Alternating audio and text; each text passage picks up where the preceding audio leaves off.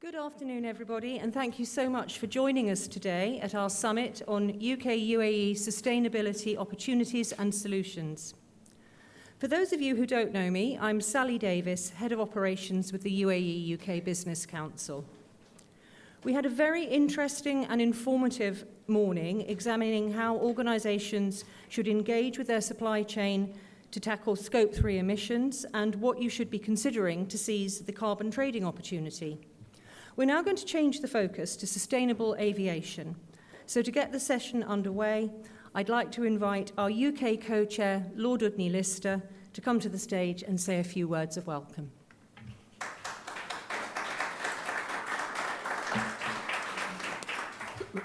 Thank you, Sally. And it's great to see the hall full again. It was full this morning. So obviously we're hitting the right note somewhere along the line because you're all here. So that's great. And it's a real privilege to be here for the World Future Energy Summit and for hosting this opportunity on UK-UAE collaboration on sustainability.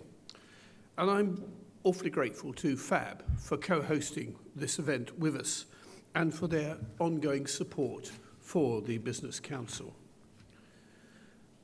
The commitment of banking institutions such as FAB is essential if we are to successfully mobilise capital at scale to tackle climate change.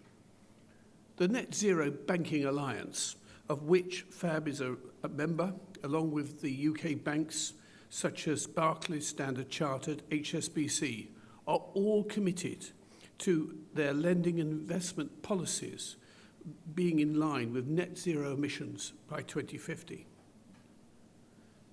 This alliance recognises the vital role of banks in supporting the global transition of the real economy to net zero emissions, including in the sector we are going to be discussing this afternoon, aviation.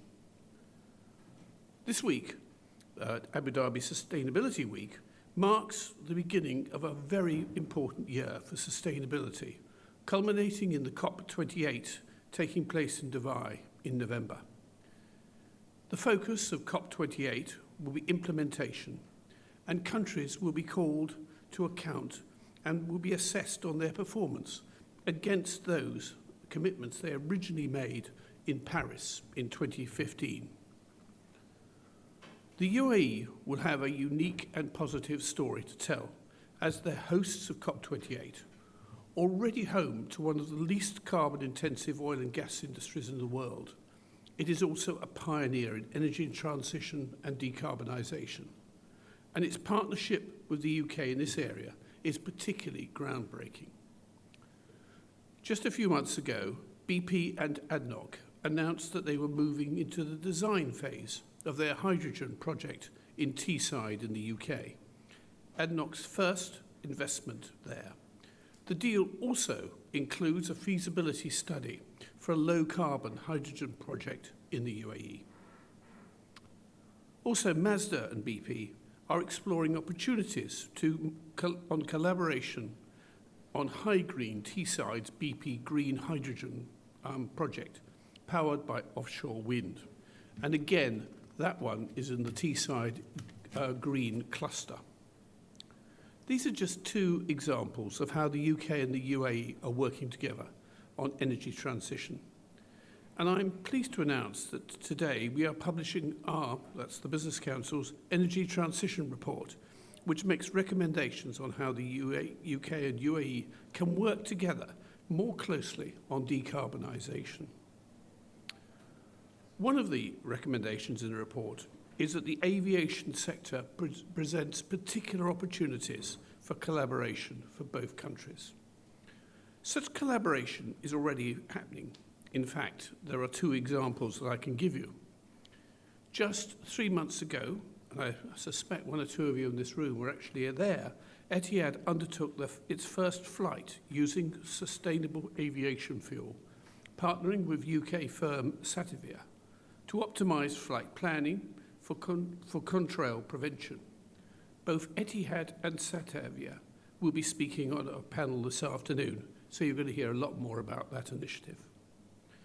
And then there's Sanad and Rolls-Royce, who who are now entering their second decade of partnership in the servicing and maintenance of Trent's 700 engines, and are working together to support the growth of Abu Dhabi as a sustainable aviation hub. The UK's net zero strategy has set the industry some ambitious targets. Airports in England, for example, have committed to having zero emissions by 2040, and from 2030 at least 10% of jet fuel must be from sustainable aviation fuels. At present, the percentage in the UK is lower than 0.1%, so that is quite a challenge. And when we think about sustainability in aviation, we must assume that this is primarily about developing new fuels and less environmental impact. That is, of course, part of the story. But the more ambitious challenge is to develop an entire aviation ecosystem that has reduced carbon footprint throughout. And I look forward, as I'm sure do many of you, in hearing the views of some of our panelists on how this could be achieved. I hope you find this afternoon's two panel discussions interesting and thought-provoking. And I hope also it will encourage you to think about how the UAE and UK can work together to address some of the profound challenges that the aviation industry faces. This year marks the 100th anniversary of the first powered flight. The issues that our two panels are about to discuss will help set out a vision on what the second century of aviation might look like. Could I just also at this point say how grateful I am to all the special guests and speakers who are participating in today's events, and for all of you for attending and continuing to support the work of the Business Council. Thank you.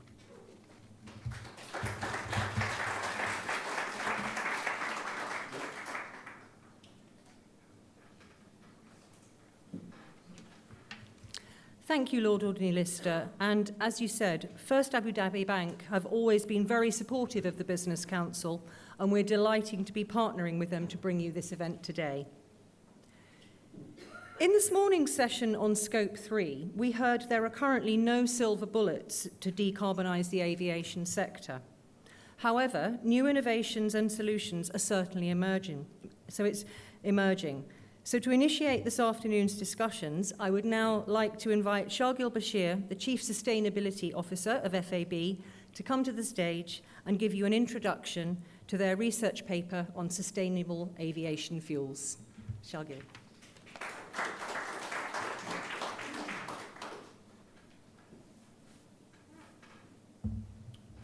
Thank you, and thank you very much to the UK UAE Business Council for giving us the opportunity to host this event together with yourself, but also giving us the opportunity to bring forward some of the findings we believe are relevant in order the journey to the decarbonization.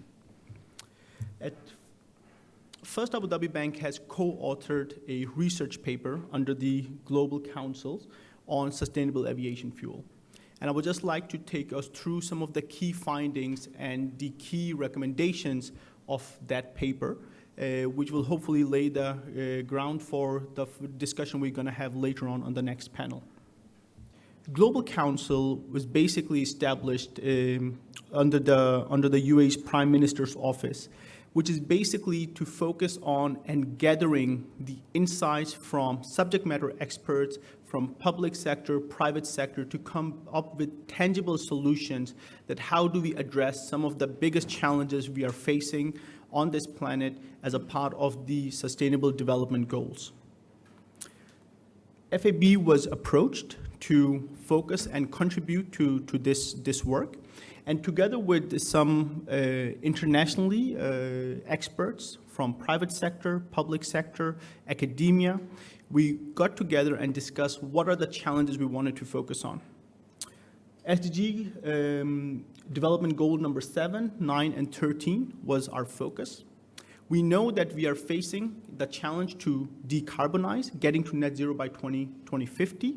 And some of the things we wanted to address was that how do we approach the high emitting sectors? And here we wanted to focus on future fuels. And the challenge on future fuels, we wanted to narrow it down to the aviation sector. Why the aviation sector? The aviation sector and the tourism in the UAE accounts for almost 10% of all the jobs and contributes to 13% of the GDP in UAE. So what are the opportunities within sustainable aviation fuel when we look into this? There's right now a momentum like we've never seen before. We are seeing that since 21, more than 25 billion liters of offtake has been done. While we look at the previously 8 years, it was 9 billion liters. So we are really seeing a momentum here. But we are also seeing supportive policies and regulations and frameworks coming in order to address this. We've seen this from the US and EU as well, to setting up the relevant framework in order to address the sustainable aviation fuel. We're now also seeing consumers focusing on sustainability. We are seeing consumers and companies willing to pay premium for sustainable products, which can again be utilized towards the aviation sector. We have seen accounting standards reaching more maturity, which can include and open up opportunities for aviation and sustainable aviation fuel. And finally, COP28 is going to take place in the UAE, which gives us the opportunity to put that as a part of the agenda and address this topic more in detail. What are the recommendations of the white paper? Some of the recommendations we have come up with is to how can we mobilize the different stakeholders within sustainable aviation fuel. There are so many opportunities, but we need everybody around the table to address and discuss this.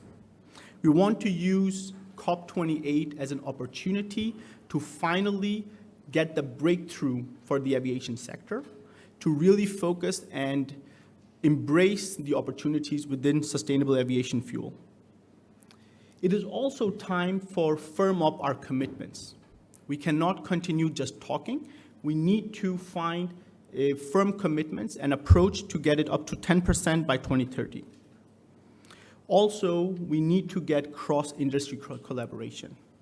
We need to make sure that SAF value chain is addressed. We need everybody as part of that value chain to contribute and engage in this discussion. And finally, we need everyone, including finance providers, the value chain actors, and policymakers to engage and address this topic. We hope that you will find this white paper interesting and take the time to read this. Again, if you believe that you can support or want to have a dialogue around these recommendations, we are very keen to engage with yourselves. So please feel free to reach out to us to have this discussion. Thank you very much.